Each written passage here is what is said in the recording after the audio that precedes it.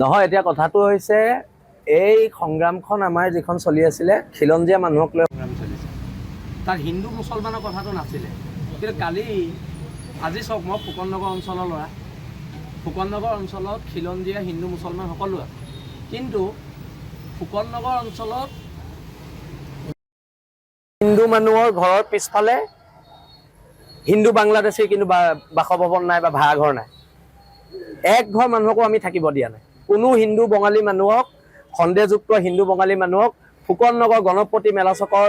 এৰিয়াৰ খিলঞ্জীয়া হিন্দুসকলে কিন্তু ৰাখিব দিয়া নাই ইয়াৰ বিপৰীতে কালি এটা স্থিতি দেখা গৈছে এজন খিলঞ্জীয়া মুছলমানে কৈছে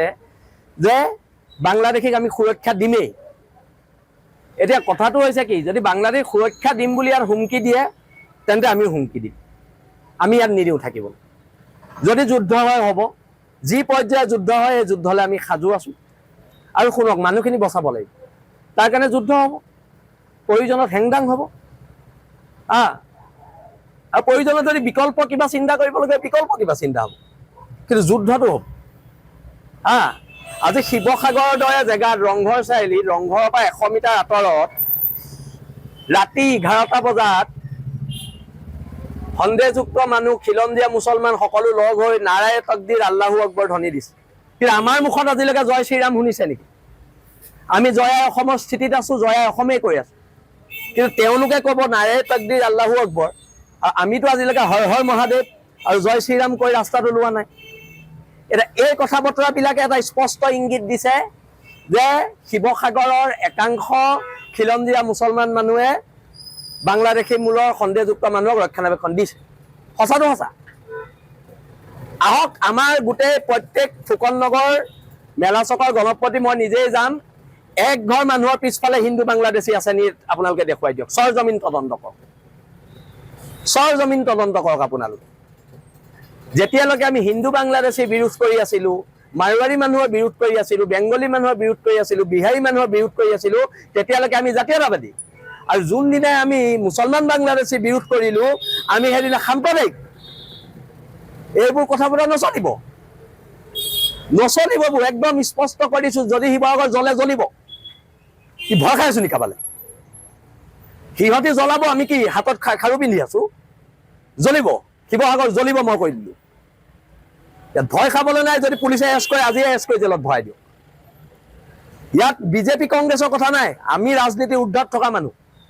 বিজেপি কংগ্ৰেছৰ ইয়াত কথা নাই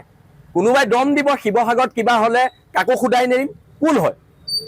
শিৱসাগৰত কিবা হ'লে কাকো ময়ো সোধাই নেৰোঁ যদি শিৱসাগৰত কোনোবা খিলঞ্জীয়া মানুহৰ গাত এটা আঁচু লাগে কাকো মই সোধাই নেৰোঁ সেইটো কথাও কৈ দিছোঁ বিল আছি থানা অসমে সোধাই নেৰে এটা খিলঞ্জীয়া মানুহৰ গাত যদি হাত লগাই হাত ছিঙি দিয়া হ'ব কি হৈছে ইয়াত দাদাগিৰি চলিছে ধৰ্মৰ আফিম খাই আছে সিহঁতি আমি ধৰ্মৰ আফিম নাই খোৱা ধৰ্মৰ আফিম সিহঁতি খাই আছে ধৰ্মৰ আফিম নাই খোৱা জাতীয়তাবাদৰ কেঁচা তেজ খাই আছো এইটো কথা স্পষ্টকৈ কৈ দিয়া হৈছে ভয় ভাবুকি দেখুৱাব দিগদাৰ আছে আৰু যদি মুখামুখি সংঘৰ্ষ বিচাৰিছে হ'ব সংঘৰ্ষ ক'ত লাগিব সেইটো কথা ক'লে হয় হ'ব সংঘৰ্ষ সংখ্যা তোমালোকে দেখুৱাইছে সংখ্যা আমিও দেখুৱাম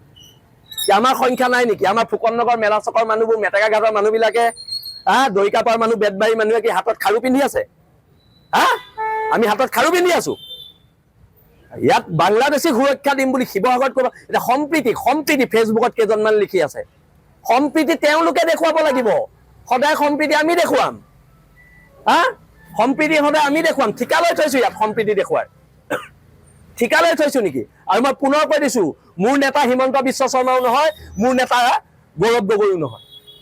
মোৰ এটাই লক্ষ্য উদ্দেশ্য খিলঞ্জীয়া মানুহৰ সুৰক্ষা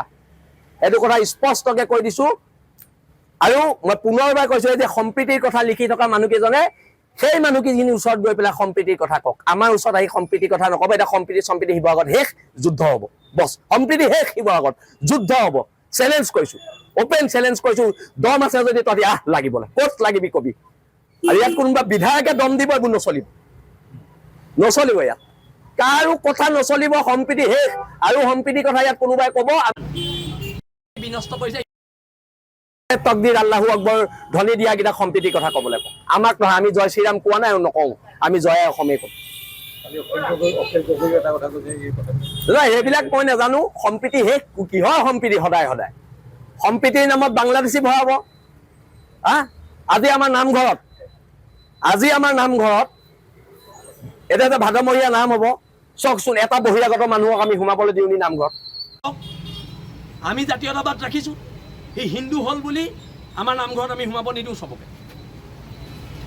আমি খিলঞ্জীয়া মানুহখিনিক লৈহে হেৰি কৰোঁ, ভাদ মাহ পালন কৰোঁ।